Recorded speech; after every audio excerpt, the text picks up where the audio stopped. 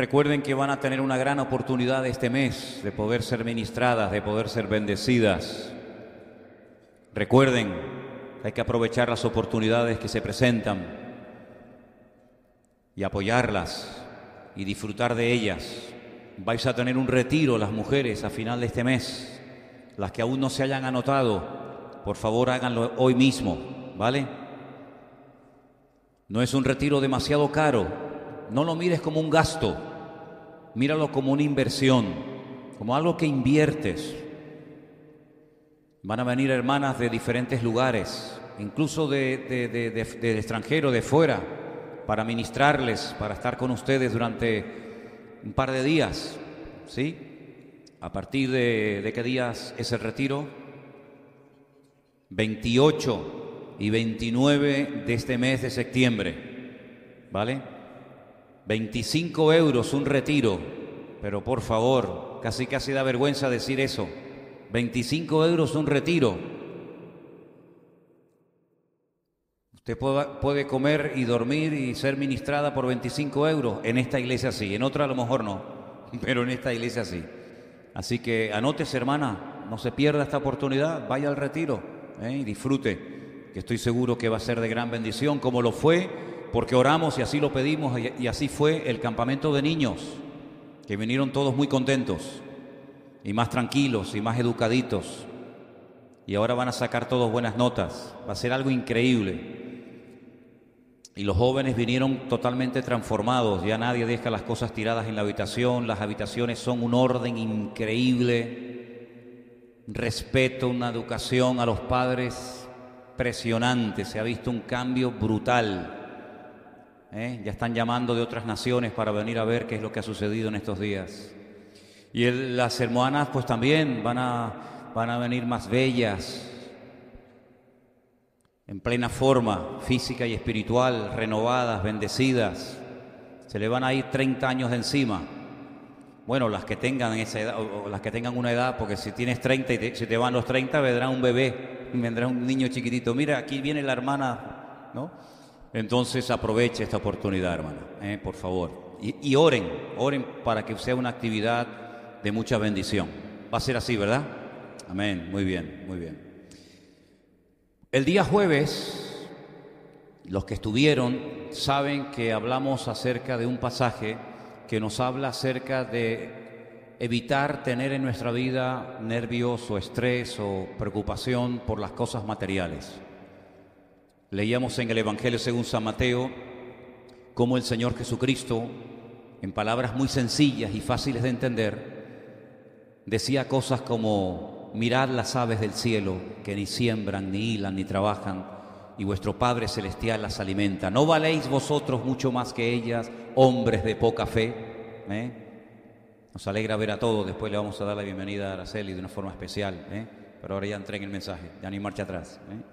Entonces, al final de esas palabras tan bonitas sobre el afán y la ansiedad, viendo que a lo largo de la historia de la humanidad las dos grandes preocupaciones del ser humano ha sido de qué voy a vivir, qué voy a vestir, qué voy a comer. Incluso se hicieron guerras que duraron años y se derramó mucha sangre y se mató a mucha gente simplemente por proteger o por tener un territorio donde había una serie de recursos que podían ayudarte a sobrevivir. Al final de ese discurso y esas palabras tremendamente sabias del Señor, el Señor termina diciendo ese versículo que yo creo que todos los creyentes, de tanto haberlo oído, ya se lo saben de memoria: mas buscad primeramente el reino de Dios y su justicia, y todas las demás cosas serán añadidas o vendrán por añadidura. Bueno, si esto es así, ¿cuántos creen que esto es así? Bueno, si esto es así, que no tenemos que preocuparnos ni afanarnos ni por la comida ni por el vestido, porque si hacemos lo que él acaba de decir, buscad primeramente el reino de Dios y su justicia, y todo esto que les acabo de enseñar vendrá por añadidura. Creo que es de suma importancia para todos y cada uno de nosotros saber qué es el reino de Dios, porque si hay que buscarlo como máxima prioridad en nuestra vida, busquémoslo. Y así no tendremos que estar preocupados si llego a fin de mes, si no llego a fin de mes, si puedo pagar, si no puedo pagar, si tengo trabajo, si tengo ropa, si estoy en el paro, si hace años que no me contratan. Bueno, si esto es así, funciona, y si son unas promesas del Señor Jesucristo extraordinarias, buscad primeramente el reino de Dios y su justicia, y todas estas cosas vendrán por añadidura. Yo quiero saber cómo se busca el reino de Dios para que todas las demás cosas me vengan por añadidura. ¿A cuánto les interesa el tema? Bueno, gracias a Dios por estos 4. Preparé un mensaje específicamente para ustedes 4. Los demás tendrán que aguantarse. El reino de Dios o el reino de los cielos es lo mismo. Es lo mismo. A veces se emplea en un evangelio la frase el reino de Dios, y en otros evangelios se emplea el reino de los cielos. Realmente es un concepto nuevo. No vas a encontrar estas frases y esta enseñanza en lo que llamamos vulgarmente el Antiguo Testamento. Ningún profeta, ningún rey en el Antiguo Testamento habló del reino de los cielos o habló del reino de Dios. Como mucho, te hablaría del reino terrenal, de los reyes de Israel, de la monarquía que empezó con Saúl, pero que ya prácticamente no existe hace muchos siglos. Sin embargo, en la mentalidad de todo israelita, incluso en la época de Jesús, la restauración del reino terrenal estaba constantemente y permanentemente latente en su vida, en sus pensamientos. Prueba de ello que la última pregunta que los discípulos le hacen al Señor segundos antes de que se vaya, segundos antes de la ascensión y no volver a verlo nunca más, fue: Señor, ¿restaurarás el reino en este tiempo? Ellos habían predicado acerca del reino de los cielos o del reino de Dios. No sé qué es lo que dirían, pero vamos a ver en esta tarde versículos donde el Señor les dijo: cuando ustedes vayan a predicar a las ciudades, a los pueblos, a las aldeas donde yo voy a ir después, no prediquen cualquier cosa, ni compartan cualquier idea que les venga a la mente, sino prediquen y hablen del reino de los cielos, hablen del reino de Dios. Ahora vamos a ver en esta tarde algunas características, algunas responsabilidades y cosas muy interesantes acerca del reino de los cielos. Repito, ningún profeta habló jamás en estos términos. Ningún profeta utilizó esta frase cuando se dirigía a su audiencia. Ahora, para poder entender un poco esto del reino de los cielos o del reino de Dios, tenemos que situarnos un poco en el contexto de dónde dijo el Señor esto. El Señor Jesucristo era de origen judío. Formaba parte de una de las tribus más importantes del pueblo de Israel, concretamente de la tribu de Judá. La tribu de Judá no era la tribu sacerdotal, ni era una tribu conocida por ser una tribu de cantantes o de profetas famosos, sino que la tribu de Judá era la que había recibido el cetro, es decir, sería la tribu de todas las que había que Dios escogió para que a través de esa tribu nacieran los reyes más importantes y sobre todo viniera el Mesías. El Mesías no podía ser un levita, no podía ser de la tribu de Neftalí o de Zabulón o de cualquier otra, sino que el Mesías tenía que estar entroncado con la casa de David, porque él era parte, y él formaba parte de la tribu de Judá. El cetro, la autoridad, la realeza la recibió Judá, ni siquiera el primogénito del patriarca Jacob, sino Judá. Y Dios, a través del pueblo de Israel, que fue el único pueblo que Dios ha elegido, Dios jamás eligió a otro pueblo ni a ninguna otra nación más que a Israel.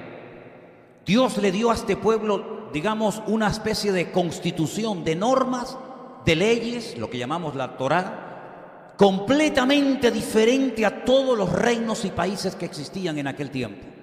Dije hace poco que generalmente cuando un rey moría, solía cambiar las leyes del antiguo rey que le había precedido.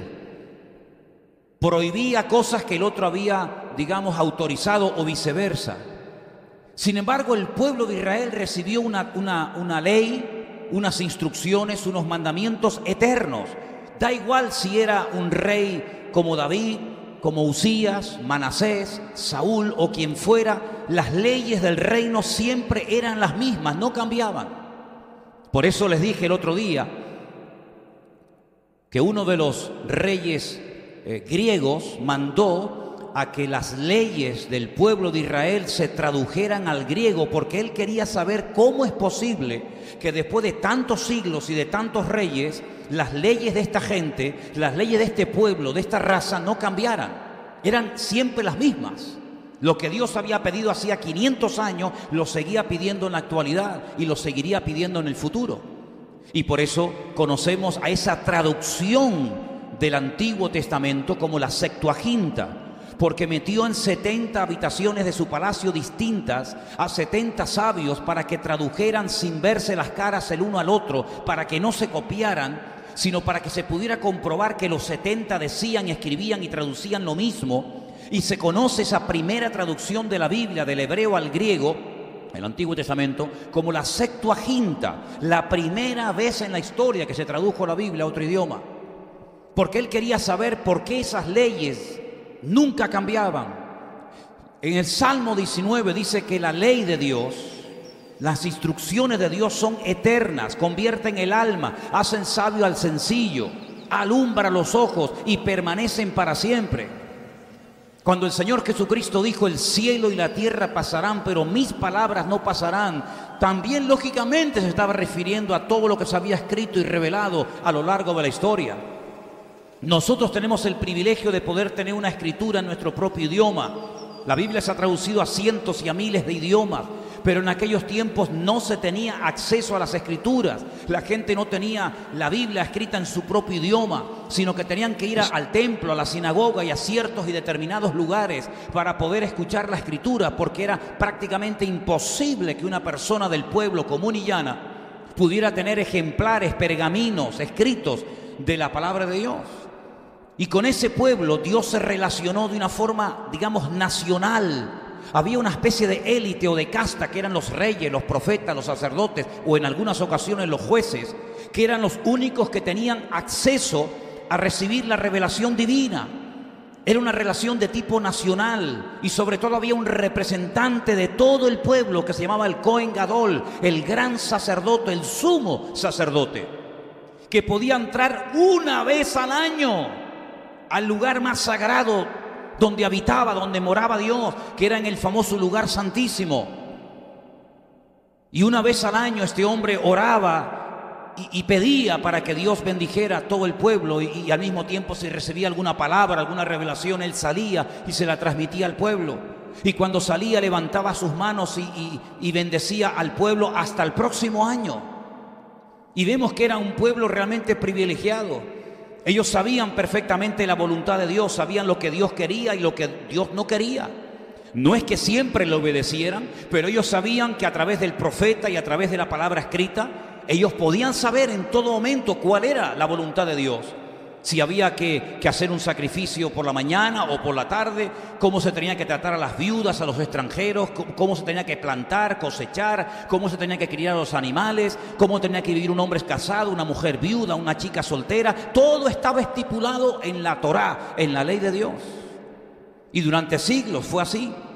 Sin embargo, cuando hablamos del reino de Dios, es algo mucho más amplio. Es algo mucho más vasto que lo que estamos hablando acerca del pueblo de Israel. Porque lo que Dios siempre quiso tener fue una relación personal con cada individuo, con cada persona. La primera vez que vemos a Dios hablando y haciendo algo, gracias al Señor tenemos ese registro, lo vemos en el libro del Génesis, donde vemos que Dios comienza a crear un montón de cosas, pero uno se pregunta: ¿y para qué? ¿Para qué crea tantas estrellas y sol y planeta y animales y plantas? ¿Para qué? Al final entendemos para qué y por qué. Porque Dios iba a poner a su criatura favorita, al hombre, como guardián y protector de toda aquella creación que Dios le había dado. Y lo pone en el lugar más hermoso. Lo pone en un lugar donde no le faltaba absolutamente de nada. El hombre era totalmente feliz, estaba plenamente realizado. Con las fieras del campo no había ningún problema, porque ni siquiera tenían esa fiereza que después tuvieron. Podía comer todo cuanto quisiera, no tenía calor, no tenía frío, era un hombre feliz, completo, en armonía con sí mismo y con el Creador y con la creación. ¿Por qué? Porque estaba bajo el amparo, estaba bajo el paraguas, estaba bajo la soberanía, bajo el gobierno de Dios. Pero llegó un momento cuando el hombre decide salirse del gobierno de Dios. Porque dicho sea de paso, cuando Dios creó al hombre, lo creó con la capacidad de poder rebelarse. Si no lo hubiera creado con la capacidad de rebelarse, hubiera creado un robot, hubiera creado un ser imposible de rebelarse contra su creador. Pero la perfección implica capacidad de tomar decisiones, lo que llamamos libre albedrío. Y el hombre decidió prestar más atención a las ofertas del enemigo de Dios, que es digamos, el representante del reino de las tinieblas, en otras palabras, Satanás, que obedecer y seguir y acatar las leyes del reino que en aquel momento imperaban. Y desde ese momento hasta el día que Cristo muere en la cruz, allí en Jerusalén, el hombre ha vivido a su aire y a su manera. Algunos aceptaban la ley, pero la inmensa mayoría se desviaron. Comenzaron crímenes, asesinatos, violaciones, secuestros, guerras, todo tipo de epidemias, de enfermedades, de injusticias, pueblo contra pueblo, nación contra nación, hijos contra padres, padres contra hijos. Comenzaron a diseñar cosas que no tenían ningún sentido ni ninguna razón de ser. No había ningún respaldo divino en aquella obra, en aquella megaestructura faraónica que era nada más y nada menos que llegar a la presencia de Dios, ladrillo tras ladrillo, piedra tras piedra, una especie de sigurat, de observatorio, ¿verdad? Para poder llegar a la presencia de Dios y demostrarle que ellos podían llegar a Dios a su manera. No tenía ningún sentido aquello. Y comenzaron a hacer todo tipo de inventos raros y extraños y comenzaron a quebrar todo el gobierno de Dios. Y digamos que se pusieron bajo la cobertura del gobierno del enemigo de Dios, es decir, de Satanás. Y por eso podemos ver que al poco tiempo, después de la creación, cuando todavía podían ver las caras y el rostro y la vida de Adán y Eva, porque vivieron muchísimo tiempo, a pesar de que sabían que ni él ni ella habían nacido de una relación humana como todos los seres humanos, sino por creación directa, intervención directa de las manos del Creador, ellos seguían tratando de llevarle la contraria a Dios.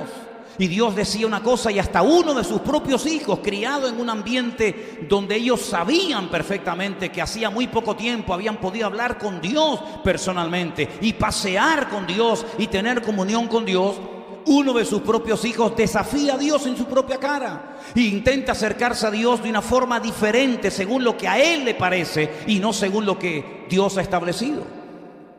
Y a lo largo de la historia, a través de los profetas, a través de los reyes, a través de los sacerdotes, Dios siempre trató de que el hombre interiorizara y comprendiera de que Dios, no sabemos por qué, ha decidido unilateralmente predestinar a la raza humana para convertirla no en sus siervos, ni en sus vasallos, ni en sus esclavos, sino en sus hijos. Pero el hombre quería vivir su vida a su manera, el hombre quería vivir a su aire, pero cuando el Señor Jesucristo empieza su ministerio, en el Evangelio según San Mateo, capítulo 4, verso 17, nos dice algo increíble. ¿Cuál fue el primer mensaje? ¿Cuál fue las primeras palabras? Cuando sale del desierto después de un ayuno prolongado de 40 días, dice, desde entonces Jesús comenzó a predicar y a decir, arrepiéntanse, porque el reino de los cielos se ha acercado a vosotros. El hombre se distanció, el hombre se alejó, el hombre se fue de la presencia de Dios, pero Jesús dice, pero ahora las cosas son diferentes. Ahora el reino se ha acercado a vosotros. Y eso era algo tremendamente revolucionario, porque eso de que el reino se había acercado a la raza humana, eso jamás nadie lo había enseñado, ni siquiera sabía en lo que consistía. Y cuando en una ocasión el Señor Jesucristo se sube a lo alto de una montaña muy famosa en el norte de Israel, que se conoce hoy en día como el Monte de las Beatitudes, Él comienza desde allí a darle una serie de normas, de leyes y de estatutos al pueblo. Y una de las cosas que le enseña a los que quieren formar parte de su reino es a orar correctamente. No orar repitiendo frases inventadas o escritas por otros seres humanos, frases de memoria sin ningún sentido, que ya se dicen sin saber ni sentir lo que estás diciendo, sino que Él les enseña, les da una base, una oración modelo que todos la conocemos, creo que de memoria, y se llama el famoso Padre Nuestro. Y allí en el Evangelio de Mateo, por ahí por el capítulo 6, versículo 9, el Señor le dice a sus discípulos y a todos y a cada uno de nosotros: ustedes, vosotros, cuando oren, oren así. Escucha: Padre nuestro que estás en los cielos, santificado sea tu nombre, venga tu reino. ¿Te das cuenta? Venga tu reino. Y una de las características del reino de Dios es que no se va a hacer mi voluntad, sino la tuya. Por eso dice: hágase tu voluntad, como en el cielo, así también en la tierra. ¿Os dais cuenta? Así que en la oración del Padre Nuestro, el hombre puede pedir que el gobierno, la autoridad, la cobertura, el reino de Dios venga a nuestra vida y volver a ponernos bajo la cobertura y bajo la autoridad del reino de Dios. Y se van a dar cuenta de que Jesús durante su ministerio dio muchísimas parábolas. Les voy a pedir que, si quieren y les interesa el tema, lean en esta semana tranquilamente el capítulo 13 del Evangelio de Mateo. Van a encontrar un montón de parábolas, ejemplos: la semilla, las ovejas, el sembrador, la red, las ovejas, los árboles, tantas y tantas cosas, elementos conocidos por la audiencia. Los empleaba para hablar de conceptos profundos acerca de lo que es el reino, porque el reino descubre, el reino explica, las parábolas, explican y descubren lo que es el reino de Dios. Y en cada una de las parábolas puedes ver en lo que verdaderamente consiste el reino. Pero ¿y cómo son la gente del reino? Mira, es como si le hubieran sacado, permíteme la expresión, una especie de radiografía de Cristo, de su carácter. En estos días habéis estado hablando de carácter y compromiso y personalidad y temperamentos, ¿verdad? Bueno, pues, ¿cómo era Cristo como persona? Y ahí en el Sermón del Monte, en las famosas bienaventuranzas, puedes encontrar cómo era, cómo sentía a Cristo. Hace muchos años alguien me regaló un libro que se llamaba La mente renovada. Y había varios elementos que destacaban en el libro, y uno de ellos decía: deberíamos con el paso del tiempo llegar a pensar como Cristo pensaba, llegar a sentir como Cristo sentía, llegar a hablar como Cristo hablaba. Y es que en las bienaventuranzas encontramos cómo deberían de ser los que hemos decidido libre y voluntariamente volver a ponernos bajo el reino, bajo el amparo, bajo la cobertura del gobierno de Dios. Allí en las bienaventuranzas lo pueden ver. Y en el Sermón del Monte, así como el Señor les dio una especie de constitución a Israel, que es la famosa ley, la famosa Torá, 613 mandamientos, madre mía, imposible prácticamente de cumplir. El Señor se sube a un monte y Él, en alta voz, comienza a dar un mensaje extraordinario. Mateo 5, 6 y 7, que yo lo he llamado, más que el Sermón del Monte, la constitución del reino de los cielos. Y allí encuentras cómo uno tiene que orar y cómo tienes que comportarte cuando decidas ayunar y cómo tienes que dar y cómo tienes que comportarte cuando te insulten, cuando te blasfemen, cómo tienes que comportarte con el que te ama y con el que te odia. Y da unas instrucciones tremendas acerca de tu vida interna y de tu vida externa en Mateo 5, 6 y 7, en el Sermón del Monte o en la constitución del reino de los cielos. Porque el reino de los cielos, el reino de Dios, es el gobierno de Dios. Es el gobierno de Dios, es vivir como Él quiere que vivamos, como Él quería que viviera Adán y Moisés y Abraham y David, pero que lamentablemente el hombre decidió salir del amparo de Dios. Y por eso dice Isaías de una forma muy gráfica y muy interesante que todos nosotros nos descarriamos como ovejas y cada cual se apartó por su camino.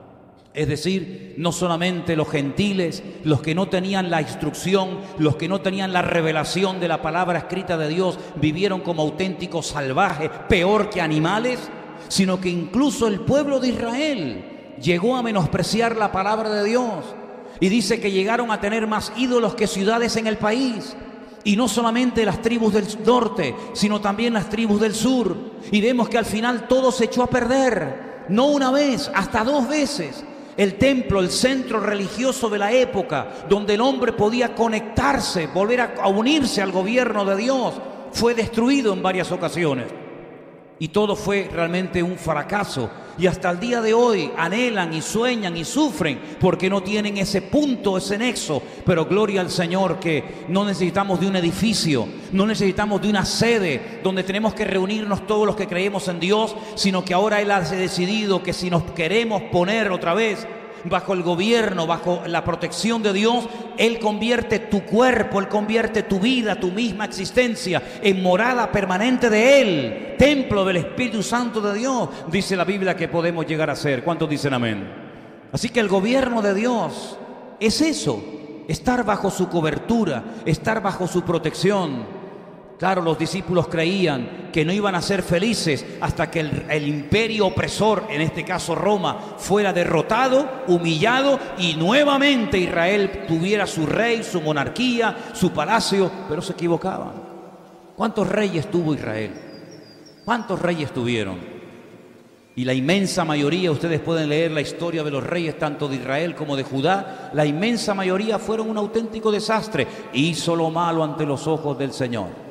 Y ahí murió. Y entraba otro, y en vez de decir, bueno, yo no voy a imitar al que me ha precedido, no voy a imitar a mi padre, a mi abuelo, pues resulta que dice que a veces era peor el que entraba que el que había salido. Y contados con los dedos de una mano, los reyes que volvían al Señor, los reyes que pedían perdón, los reyes que se ponían bajo el gobierno de Dios, la inmensa mayoría, un auténtico desastre. El que no adoraba a Baal, adoraba a Moloc. El que no se subía a lo alto de una montaña, a los lugares altos y adoraba al Señor. El que no hacía pasar a su hijo por el fuego. Un auténtico desastre. Cuando ellos tenían que haber marcado una diferencia y tenían que haber contrarrestado el reino de las tinieblas que en aquel momento gobernaba. Pero sabemos que les faltaba un elemento fundamental y era el poder del Espíritu Santo que mora en el corazón de todos los hijos de Dios. ¿Cuántos dicen amén? Quiero que en esta noche veamos en Hechos capítulo 1, el versículo 6, Hechos capítulo 1, verso 6, cómo los discípulos del Señor Jesucristo, como buenos judíos, esperaban, soñaban la restauración del reino.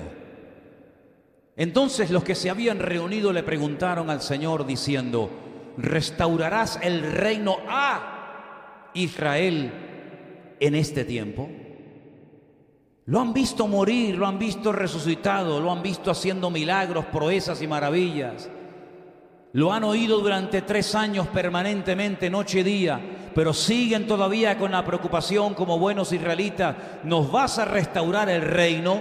Por fin Pilato va a abandonar el cargo y se va a ir a su tierra, Roma, y nos van a dejar los romanos en paz. Sin embargo, el Señor Jesucristo no les ríe la gracia ni les responde como a ellos les hubiera gustado recibir la respuesta de los labios del Señor, sino que les dice algo que los desbarató y le dice, no les toca a ustedes saber los tiempos que mi Padre puso en su sola potestad. Como diciendo a ustedes, lo último que les debe de preocupar es la restauración de un reino terrenal. No estamos para esto, porque una de las cosas que el Señor Jesucristo dijo, y lo vamos a leer, Juan 18:36, algo muy interesante a tener en cuenta cuando hablamos de este tema, y es lo siguiente. Jesús dijo, mi reino no es de este mundo. Si mi reino fuera de este mundo, mis servidores pelearían para que yo no fuera entregado a los judíos, pero mi reino no es de aquí. Los reinos, los imperios se levantan y caen. Pueden llegar a ser vencidos por otros imperios más fuertes o poderosos que ellos. Sin embargo, el reino de Dios es un reino que no sufrirá ninguna pérdida. El rey del reino nunca morirá y por consiguiente el reino no se extinguirá.